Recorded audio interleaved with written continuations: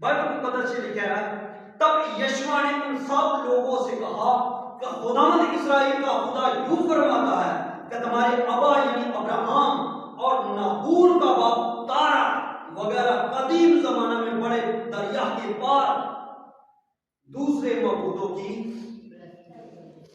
तुम्हारा बाप अब्राहम और तारा क्या थे? क्या थे? गैर मबूदों की परस्तिश करते थे। नूह अब्राहम का बाप जो तारा है वो बहुत बड़ा जो था बुत परस्त था। वो अमराफल के साथ जो उस दौर का बादशाह था उसके साथ बैठता था, उसके साथ चूंकि वो बुत परस्त था और उसी के साथ मिलकर यह भी बुत परस्ती करता था। तो बाइबल मुकद्दस में लिखा है अब्राहम का बाप, क्या नाम है उसका? अब्राहम का बाप तारा और नाहूर ये बुत परस्त थे। और जल्दी से निकालिए पैदाइश की किताब और उसका 12वां, पैदाइश की किताब उसका 12वां बाब और उसकी पहली आयत में पढ़ूंगा। और खुदावंद ने अब्राहम से कहा, तुम अपने वतन और अपने नातेदारों के बीच से और अपने बाप के घर से निकलकर उस मुल्क में जा जो मैं तुझे दिखाऊंगा। तू छोड़ इस बुत परस्ती को। तेरा बाप बुत बनाता है, तेरा दादा बुत बनाता था, लेकिन तू इनमें से निकल जा और एक ऐसे मुल्क में जा जो मैं तुझे दिखाऊंगा। अब्राहम जब बच्चा ही था तो कुछ सलामी रवायात हैं कि जब वो बच्चा था तो एक दिन ऐसा हुआ कि वो सूरज को देखता है। सूरज अपनी अब में चमक रहा है, दमक रहा है, रोशनी दे रहा है और वो कहता है ये देवता है, ये देवता है जिसने पूरी दुनिया को रोशन कर रहा है, ये खुदा होगा। लेकिन जैसे शाम हुई सूरज गरूब होना शुरू हो गया। वो दुआ करता था ये देवता है, मैं इससे मांगता हूं, जो चीज मांगूंगा ये देवता देगा। लेकिन जैसे शाम होना शुरू हुई सूरज गरूब होना शुरू हो गया। अब उसने छोड़ दिया दवा करना, ये खुदा नहीं है। फिर चांद जैसे मुंकशफ हुआ, अपनी अवतार में आया, सितारे उसके चकित जो रोशनी दे रहे हैं, तो वो कहता है शायद ये खुदा होगा।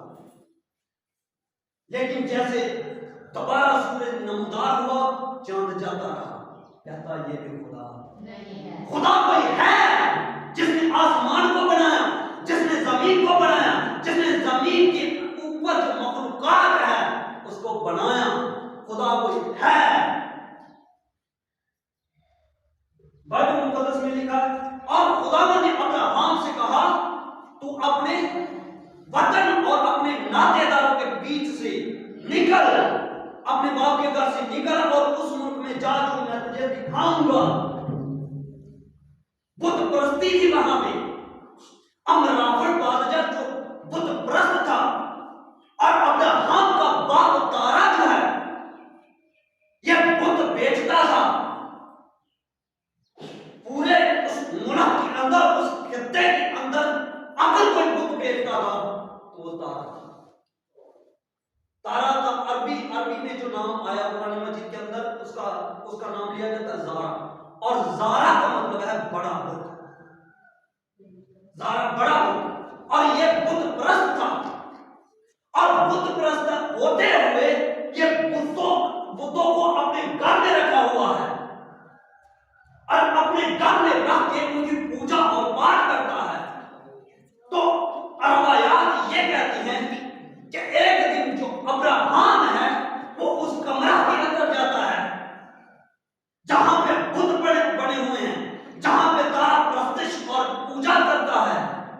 और अब्राहम वहां पे क्या करता है, जाता है और जाके देखता है कि ये तो बुत हैं। तो मैंने तो सूरज की प्रस्तिश की लेकिन वो खुदा नहीं है, चांद की तो वो भी खुदा नहीं है, अब ये तो मट्टी के पुतले हैं, ये कैसे खुदा हो सकते हैं। अब्राहम ने एक काम किया, खंजर को लिया, छुरी को, चाकू को लिया और जाकर उन बुतों को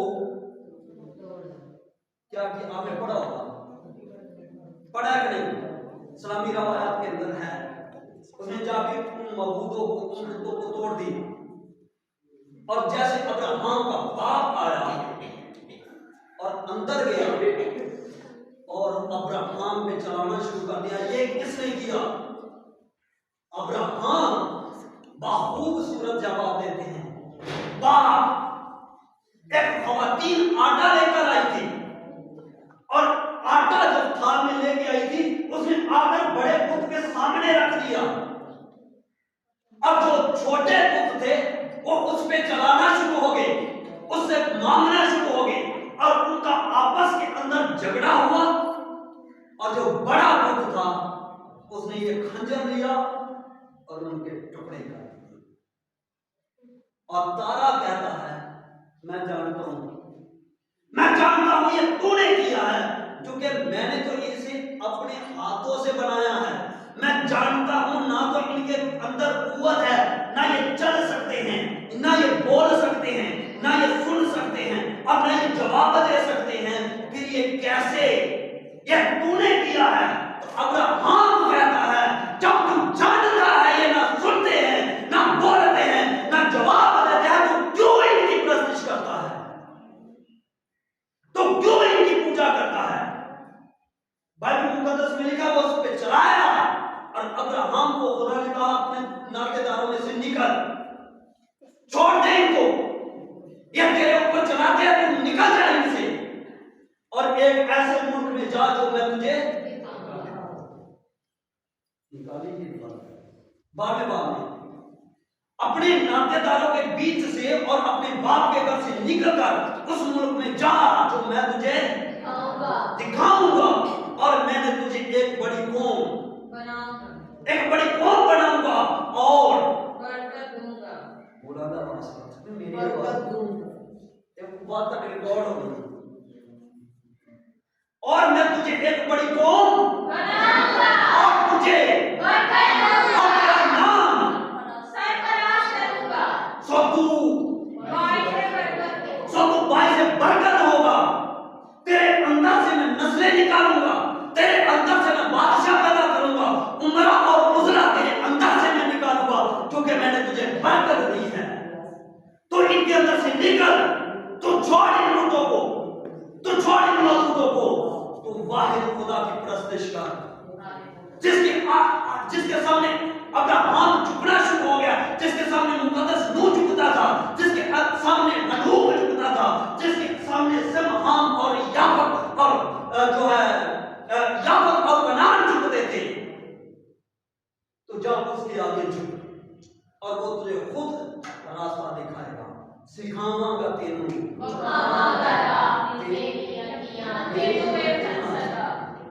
सिखावांगा तेनू बखावांगा, मैं तुझे रास्ता दिखाता हूं, क्योंकि मैं सराते मुस्तकीम हूं, मैं सच्ची और सीधी राह हूं, राहत और जिंदगी मैं हूं, राहत और जिंदगी मैं हूं, क़यामत और जिंदगी मैं हूं, पेड़ों का अच्छा चरवाहा मैं हूं, आपके हयात मैं हूं, जिंदगी की रोटी मैं हूं, मैं जो हूं सो मैं हूं, मैं तुझे राह दिखाता हूं, क्योंकि मैं तेरा खुदा हूं, मैं तेरा खालिक हूं, मैं तुझे दिखाऊंगा।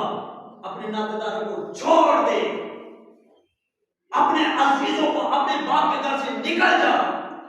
जैसे वो निकला तो खुदा ने उससे वादा कर दिया, मैं तुझे एक अच्छी कौम बनाऊंगा, मैं तुझे बरकत दूंगा, एक बड़ी कौम बनाऊंगा और बरकत दूंगा और तेरा नाम सरफराज का मतलब क्या है? बुलंद, ऊंचा, मैं तेरा नाम बुलंद करूंगा, कौमों और कबीले तेरे नाम से कहलाएंगे। अब्राहम के और याकूब के 12 कबीले किसके नाम से कहलाते हैं? किसकी नस्ल से हैं? अब्राहम की नस्ल से। तो बाइबल मुकद्दस में लिखा, खुदा ने जो वादा